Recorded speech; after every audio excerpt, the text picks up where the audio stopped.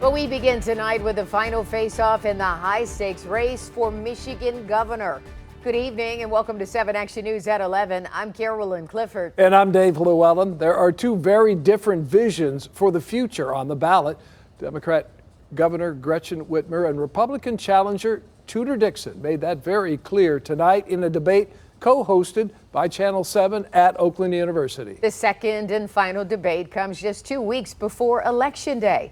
7 Action News reporter Brett Cast shows us how the candidates made their case for your vote.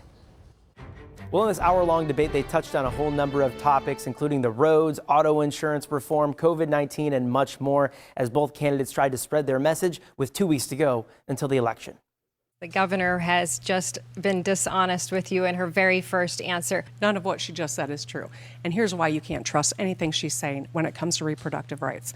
A debate that started out tense on the very first question, with both Gretchen Whitmer and Tudor Dixon going at one another, focusing on track record and a number of key issues. How do you think the debate went tonight?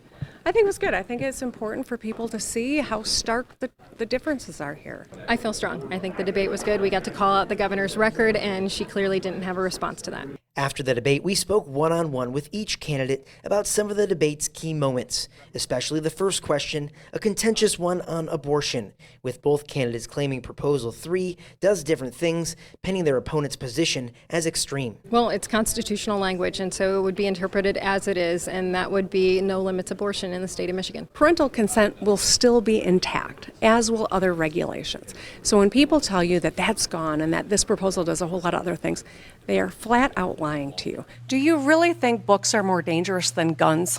Both candidates also differed on how to keep kids safe in schools, a major issue especially approaching the one-year anniversary of the tragedy at Oxford High School. Guns are the #1 killer of our children. I support secure storage. I support red flag laws. I support background checks. I would like to have armed security at our schools.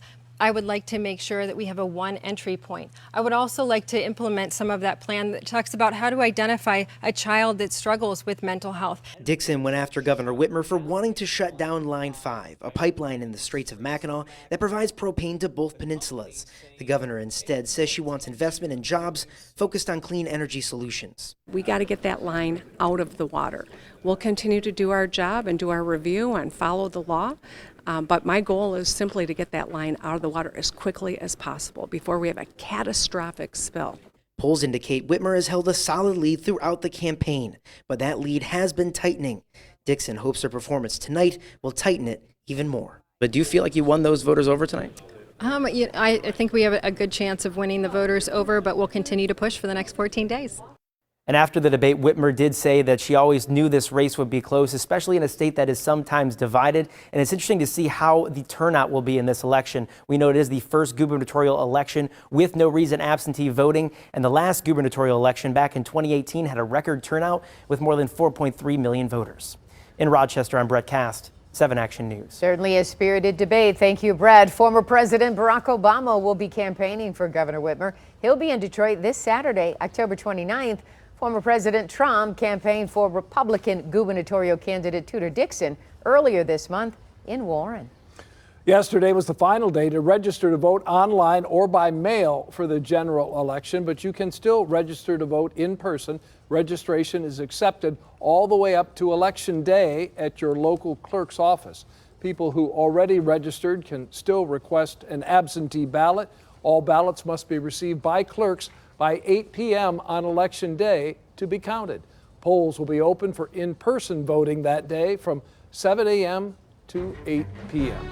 And you can find tonight's debate along with registration and voting information on our website at WXYZ.com.